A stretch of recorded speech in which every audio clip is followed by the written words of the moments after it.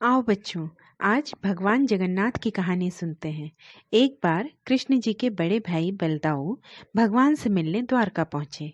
ये देखकर लक्ष्मी जी ने सोचा कि आज बड़े भैया के लिए भोजन मैं बनाऊंगी और स्वयं ही उन्हें परोसूंगी भी। दोनों भाई बहुत खुश हो जाएंगे।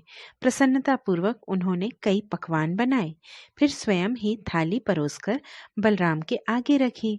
जब बलराम ने पहला कौर खाया तो उन्हें स्वाद कुछ अच्छा नहीं लगा। वे बोले, ये भोजन किसने पकाया है? बिल्कुल स्वादहीन। कृष्ण जी भी बगल में बैठे भोजन कर रहे थे, पर इस पर उन्होंने कुछ नहीं कहा, जिससे लक्ष्मी जी नाराज हो गईं और दोनों भाइयों को श्राप देकर बोली कि जाओ, तुम दोनों भोजन और पानी को तरस जाओगे। मेरे द्वारा ही तुम दोनों की भूख और प्यास शांत होगी। इस पर बलदाऊ बोले, अरे ऐसा कुछ नहीं होगा। कृष्ण तो द्वारकाधीश हैं, राजा भी कभी भूखा रह सकता है। दोनों ही भाई पैदल घूमने निकल पड़े। चलते चलते उन्हें भूख लगी। सामने आम के पेड़ से पके फल तोड़े। जैसे ही दांतों से काटा तो वह फल सड़ा हुआ था।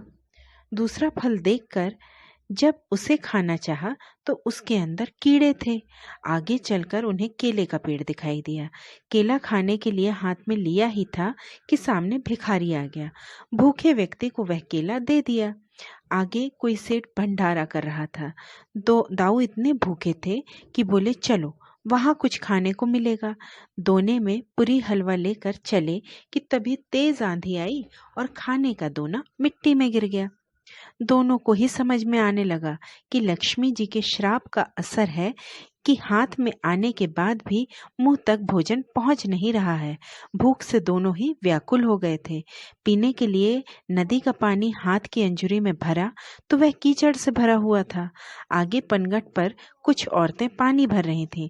जब दोनों भाइयों ने पानी मांगा तो वे बोली, आपके कपड़े देखकर तो ऐसा लगता है जैसे आप कहीं के राजा हैं। हम छोटे लोग हैं, आपको पानी कैसे दे सकते हैं? इस तरह उन्हें पीने को पानी भी नहीं मिल रहा था। भूख और प्यास से व्याकुल होते हुए चलते चलते दोनों पुरी पहुंच गए। वहां एक छोटी सी झोपड़ी दिखी। दाऊ जी कृष्ण जी से बोले, चलो वहां चलें, शायद कुछ खाने पीने को मिल जाए। झोपड़ी के बाहर कुएं से एक औरत पानी भर रही थी। उसने घूंघट ओढ़ रखा था। दोनों ने याचना की कि हमें पानी पिला दो।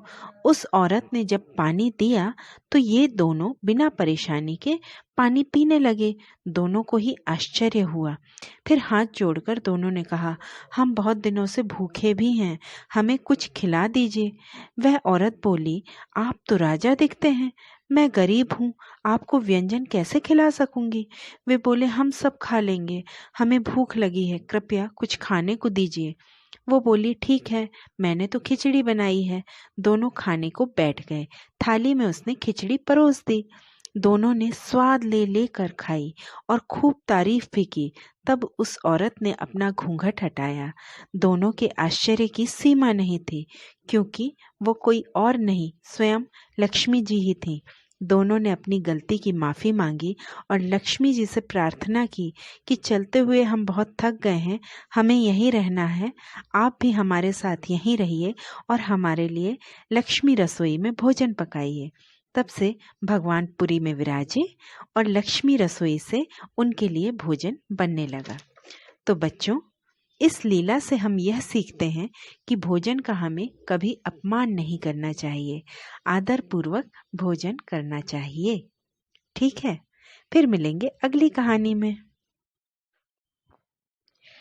यदि आपको वीडियो पसंद आए तो लाइक, शेयर, सब्सक्राइब जरूर कीजिएगा।